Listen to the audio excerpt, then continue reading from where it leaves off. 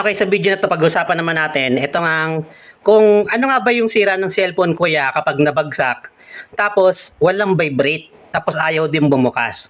No, isa ito sa mga laging tinatanong sa atin sa comment section at ngayong araw na 'to, bibigyan natin 'yan ng sagot. So, flashback muna tayo. So, 3 years ago nga, gumawa na nga ako ng video tungkol nga sa bumagsak na cellphone na ang nangyari nga, vibrate lang at nagbigay nga ako doon ng mga dahilan kung bakit nga ba yun nangyayari. Ngayon, yung mga binigay ko na example doon, actually, kaparehas lang din yan kapag ang cellphone mo nga bumagsak tapos hindi siya nagbabibrate at ayaw mabuhay. So, number 1 nga doon sa sinabi natin, sira yung LCD. Yung number 2, maaaring sira yung charging pin. Hindi nagcha-charge kahit hindi nakakargahan yung battery. Yung pangatlong sabi natin doon, maaaring battery yung sira. Maaaring lobat lang, maaaring drain, o maaaring battery mismo yung problema, kailangan palitan. At yung pang-apat, sinabi natin doon, na ito nga yung light IC. O ito nga yung kailangan palitan yung pinaka-coil ng ilaw para bumukas nga yung LCD. Ngayon, ang tanong, paano kuya kung hindi naman nagbabibrate? So ito yung mga number 1 na pwedeng naging dahilan. So number 1 nga dyan, ito nga yung flex. No, alam nyo kasi yung mga cellphone nga natin, may mga flex nga po yan sa likod o sa pinaka back casing niya. Malapit dyan sa may LCD. At minsan nga po, tinatamaan nga po yan kapag bumagsak yung cellphone natin. So nangyayari naman yan, for example, bumagsak nga yung cellphone nyo at nauna yung likod. Kumbaga, walang tama yung LCD, hindi nasira yung LCD, hindi siya nabasag, pero bigla na lang siyang ayaw nang bumukas. Pero nung chinarge ko kuya, wala na rin. Hindi na nagbabibrate. So, ang nangyari nga po dyan, maaring number 1, natanggal yung flex. O minsan, ang nangyayari nga dyan, nasisira nga po yung pinaka-connector niya. No, ito nga yung pinaka-connector ng flex papunta dun sa board. Kung minsan, na-deform nga po yan, nasisira, nabubungi. Ang ginagawa naman natin dyan, number 1, pinapalitan natin. At number 2, kung talagang ayaw talaga, palitan na ng bagong flex. Yung number 2 posibleng sira niya kaya bumagsak siya tapos walang vibrate at ayaw mabuhay, eto nga yung charging IC. So meron na din kasi ako mga video na nakita na ganito yung naging ganitong solusyon yung na-solve nila yung problema nila.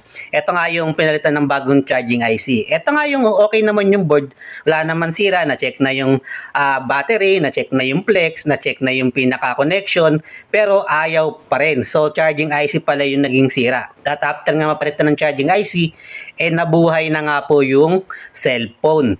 So ngayon, ang kailangan nga lang po dyan, dalhin yung cellphone mo sa cellphone repair shop para nga mabuksan, ma-check at mapalitan nga po yan. At medyo mahirap nga po yan kasing gawin. Ngayon, yung pangatlong posible naging sira niyan, kaya nga bumagsak siya, walang vibrate at ayaw mabuhay. Ito nga yung nasira kasi yung connector.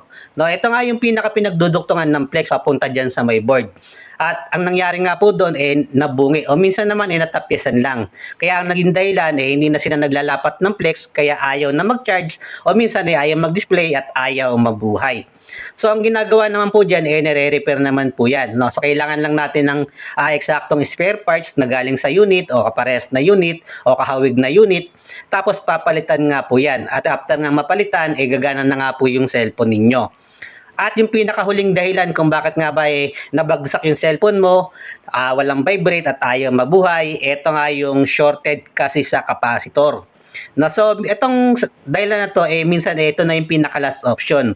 Ito yung nga yung tipong nagawa mo na lahat ng alam mo o lahat ng pwedeng naging dahilan ng unit kung bakit ayaw mabuhay.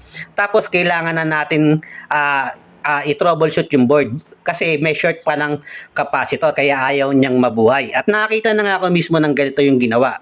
So, ang nangyari nga sa kanya nasira yung LCD niya. At nung tinestingan ng bagong LCD, merong display pero walang ilaw. So, ang ginawa niya ngayon, pinalitan niya na ng light IC. After palitan ng coil, dapat may ilaw na yon. Pero, ang nangyari nga sa kanya, ganun pa din, ayaw pa din bumukas. Tapos ngayon, ang ginawa nga niya, kinapaan niya mismo yung board. At sinubukan niya magtanggal ng capacitor. At ang kagandahan doon, after nga matanggal ng capacitor, nung pinower on niya na nga, nabuhay na nga po pala yung unit. So, bali ang nangyari nga sa kanya, tatlo yung sira. Sira yung LCD, sira yung light IC, tapos meron pang shorted na capacitor. So kapag ganyan po na may shorted na capacitor, tinotroubleshoot nga po natin yan. At kailangan na nga po dyan ng expertise ng isang nag-hardware o ng isang technician. So kailangan natin dalhin yung cellphone natin sa pinakamalapit na cellphone repair sa inyo o sa suki yung cellphone repair para ma-check at magawa. At number one na kailangan mong gawin dyan, huwag mong kalimutan na i-charge yung battery. Para nga pagdating mo nga sa cellphone repair, may karga na yung battery mo at hindi na kayo mag-charge ng matagal. Para nga pagkagawa agad, malalaman kung nabuhay na ba yung unit o hindi.